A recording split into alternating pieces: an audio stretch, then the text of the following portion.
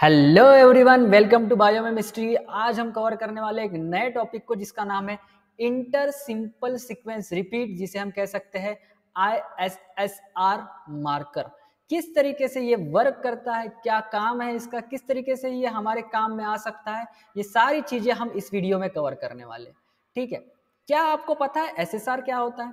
SSR marker के ऊपर हमने प्रीवियसली एक वीडियो बना लिया है, प्लीज उसको देख लीजिएगा ताकि आप ISSR मार्कर और SSR मार्कर इन दोनों के बीच में जो लिंक है वो पहचान सके। ठीक है, अगर हम बात करें SSR मार्कर की, तो SSR मार्कर में हमने देखा था जिसका मतलब है सिंपल सीक्वेंस रिपीट। ये येलोविश स्पॉट में जो रिप्रेजेंट किया गया है that is simple sequence repeat, जिसमें क्या हो रहा है टी ए जो दो न्यूक्लियोटाइड्स है, डॉय न्यूक्लियोटाइड, वो क्या हो रहे हैं, बार बार रिपीट हो रहे हैं। सिमिलरली इस वाले जो येलो कलर के बॉक्स है उसमें भी क्या दिख रहा है, इसमें जो पार्ट है हाईलाइट किया हुआ, इसमें भी दो न्यूक्लियोटाइड क्या हो रहे हैं, बार बार रिपीट हो रहे हैं। These are the simple sequence repeat and in between this simple sequence repeat जो येलो कलर से रिप्रेजेंट है, there is a some sequence known as inter simple sequence repeat and इसी का ही नाम है ISSR। दो सिंपल सीक्वेंस रिपीट के बीच में जो सीक्वेंस आता है that is inter simple sequence repeat. तो आइए देखते हैं किस तरीके से ये काम करता है। ठीक है, तो अब मैंने यहाँ पे क्या किया है, कुछ ही न्यूक्लियोटाइड बीच में शो किए हैं। तो सिर्फ इतने से न्यूक्लियोटाइड नहीं होते हैं, इनके बीच में बहुत ज्यादा डिस्टेंस होता है, इनके बीच में बहुत ज्यादा डिस्टेंस होता है।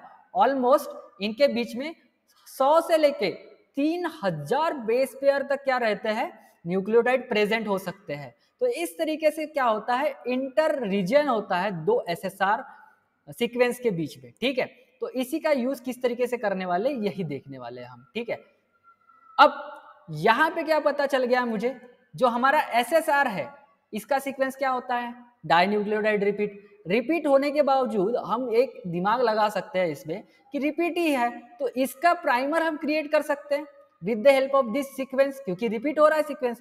अब इसका कॉम्प्लीमेंट्री मुझे बनाना है, तो मैं क्या बनाऊंगा, AT तो प्राइमर बनाना बहुत इजी हो जाता है जब हम बात करते हैं सिंपल सीक्वेंस रिपीट की, और यही हम करते हैं।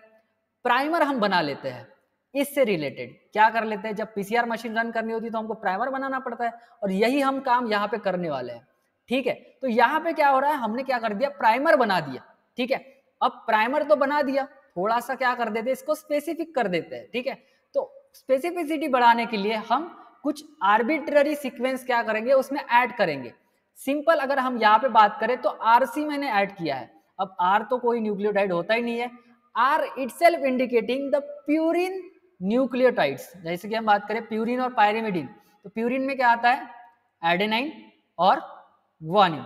तो एडेनाइन और ग्वानिन इस R की जगह रख दे तो भी क्या हो जाएगा, हमारा जो आर्बिट्ररी सीक्वेंस जो हमारी क्या करेगा, स्पेसिफिसिटी बढ़ा सकता है।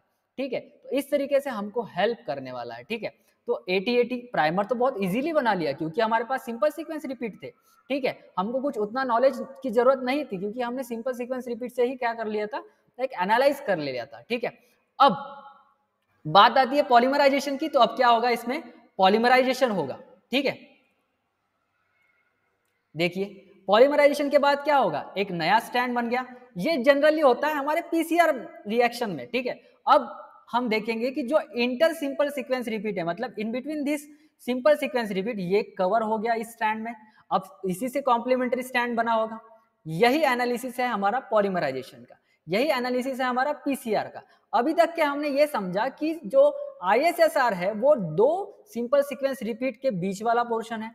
प्राइमर इजीली हम बना सकते हैं क्योंकि सिंपल सीक्वेंस रिपीट है, मतलब रिपीटेड ही होंगे कुछ ना कुछ, दो न्यूक्लियोटाइड रिपीट हो रहे थे। तो हमने क्या कर दिया, रैंडमली मतलब उसी से रिलेटेड दो न्यूक्लियोटाइड वाला क्या कर लिया, कॉम्प्लीमेंट्री एक प्राइमर बना लिया जिसमें रिपीटेशन होगा।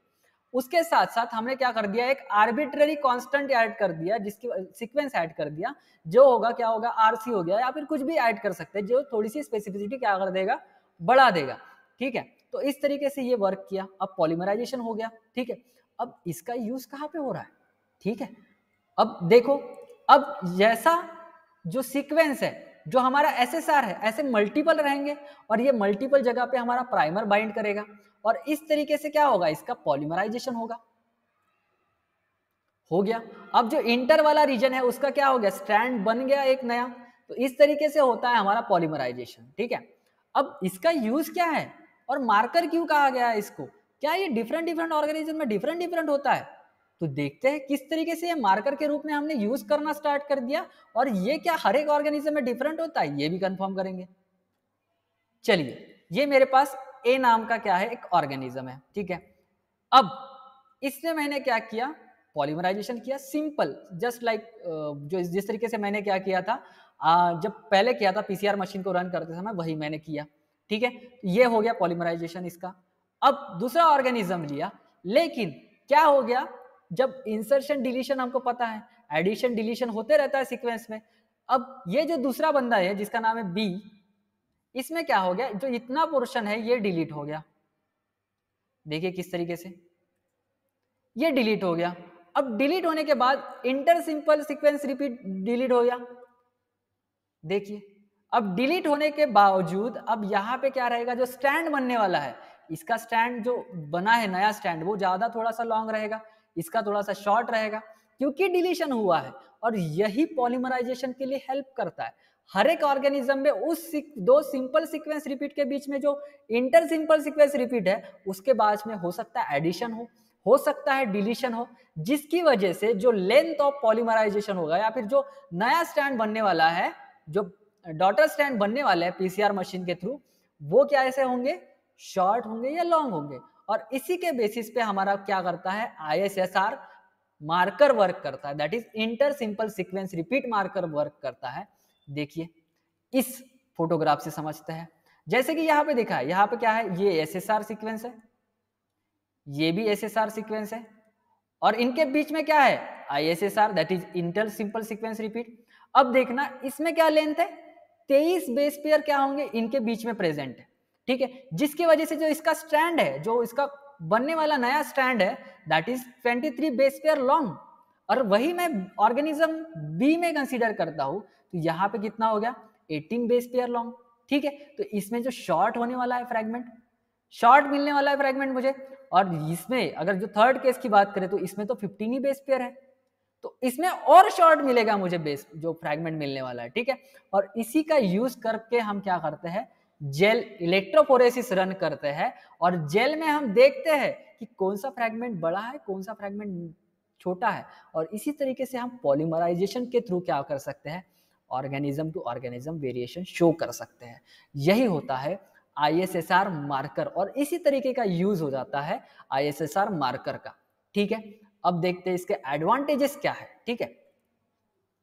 हमको कोई भी प्रायर नॉलेज ऑफ सीक्वेंस नहीं लगता है इसमें, कोई नहीं लगता है, क्यों, क्योंकि जब हमने प्राइमर बनाया था तब हमने कोई सीक्वेंस लिया था, हमको तो पता है कि जो हमारा जीनोम है उसमें क्या होता है, सिंपल सीक्वेंस रिपीट्स होते हैं, उन्हीं का कोई कॉम्प्लीमेंट्री बना दो, मल्टीपल प्राइमर्स ऐड कर दिए हमने, कोई भी सीक्वेंस का एनालिसिस नहीं किया, हमने सिर्फ एक डाइन्यूक्लियोटाइड रिपीट बना दिया था।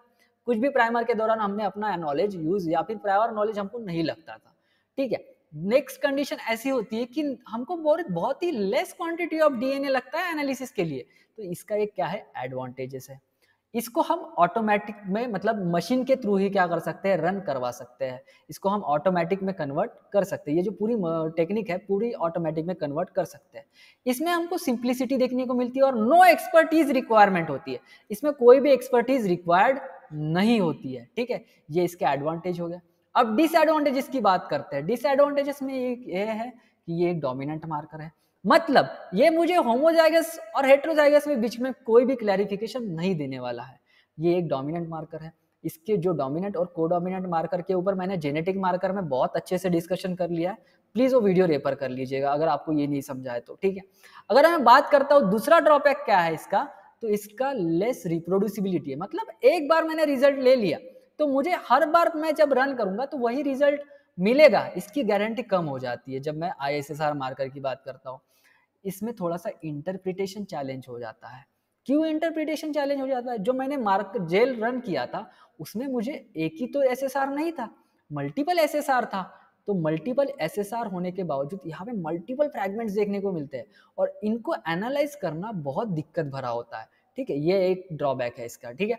अब ये हमको कोई लोकस स्पेसिफिक इंफॉर्मेशन नहीं देता है, जीनोम में एसएसआर कितने हैं वो बता सकता है, जीनोम में क्या है सब बता सकता है, लेकिन ये कोई भी लोकल स्पेसिफिक इंफॉर्मेशन हमको नहीं प्रोवाइड करता है। ये कुछ इसके डिसएडवांटेजेस है। Thank you very much.